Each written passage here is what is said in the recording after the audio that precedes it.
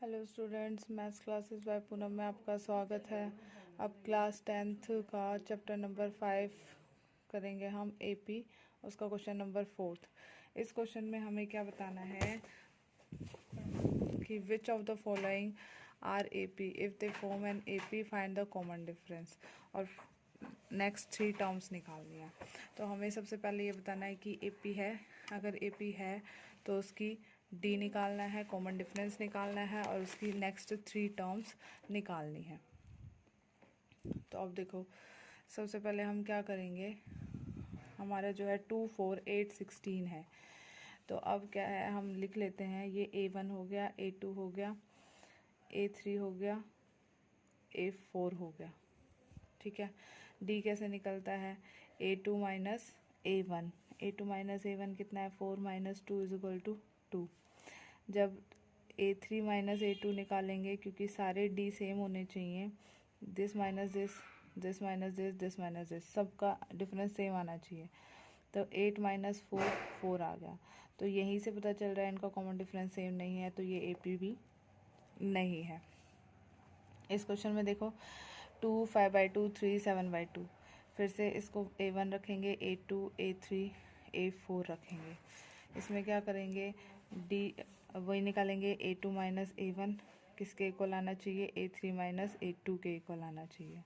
Check करते हैं, 5/2 minus 2 कितना हो जाएगा, 4, 5 minus 4/2 that is equal to 1/2। अब यहाँ से जब A3 माइनस A2 निकालेंगे, 3 माइनस 5/2, 3 2 ज़ा 6 माइनस 5/2, तो ये भी कितना आ रहा है, 1/2। ये इनके बीच का डिफरेंस 1/2 है और ये सेम आ रहे हैं, तो D जो है हमारा सेम आ रहा है, तो ये AP है। और AP है तो D कितना निकल गया, 1/2। और नेक्स्ट 3 टर्म्स निकालने हैं, तो A, अब ये 4 टर्म थी तो आगे A5 है, A5 निकालनी है, A6 निकालनी है, A7। तो फॉर्मूला क्या हो जाएगा, A+4D निकालना है, A+5D निकालना है और A+6D निकालना है। D आपको पता है, A आपको पता है, और ये 3 टर्म्स आप खुद निकालेंगे। नेक्स्ट क्वेश्चन जो है थर्ड पार्ट, इसमें हमारे जो ये A1 है, ये A2 है, ये A3 है और ये A4 है। ठीक है।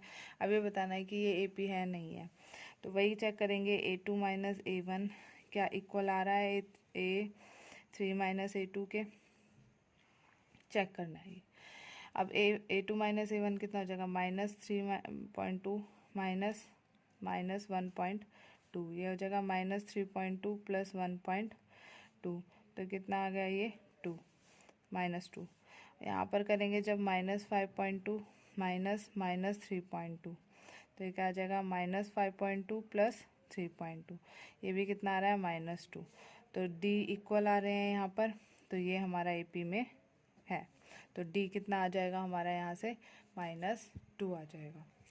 इस क्वेश्चन में देखो, 3 3 प्लस √2, 3 प्लस 2 √2, 3 प्लस 3 √2, ये हमारा A1 हो गया, A2 हो गया, A3 हो जाएगा, फिर A4 हो जाएगा, A2 A3 A4। तो यहाँ भी यही चेक करना है, A2 माइनस A1 क्या A3 माइनस A2 के इक्वल आ रहा है, चेक करना है। तो 3 प्लस √2 -3, और यहाँ से आ जाएगा 3 प्लस 2 √2 -3 माइनस √2, तो 3 से 3 कैंसिल, आंसर आ गया √2। यहाँ 3 से 3 कैंसिल, 2 √2 में से √2 जाएगा तो √2 आ जाएगा, तो यहाँ भी सेम आ रहा है, D √2 हो जाएगा और ये AP में है। नेक्स्ट क्वेश्चन है 0 -4 -8 -12, डायरेक्ट करते हैं। आप इन दोनों का जब डिफरेंस करेंगे तो -4 आ रहा है, इन दोनों का डिफरेंस करेंगे तो -8 -4, तो -8 plus 4 that is equal to -4। इसका करेंगे तो -12 minus -8 that is equal to -12 plus 8 is equal to -4। तो D सेम आ रहा है सब में, तो -4 हो गया और ये भी AP में है।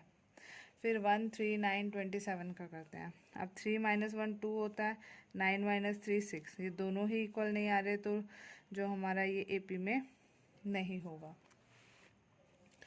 अब यहाँ देखो, -10 -6 -2 और 2, तब हम इन दोनों को माइनस करेंगे, -6 - -10 कितना आ रहा है, -6 + 10, तो ये कितना आ गया 4।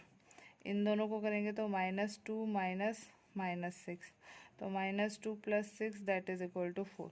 तो ये सेम आ रहे हैं, तो हमारे यहाँ से जो डी है वो 4 आ जाएगा और ये AP में हो जाएगा।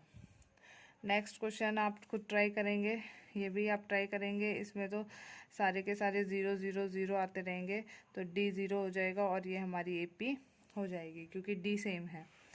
इसको आप खुद करेंगे।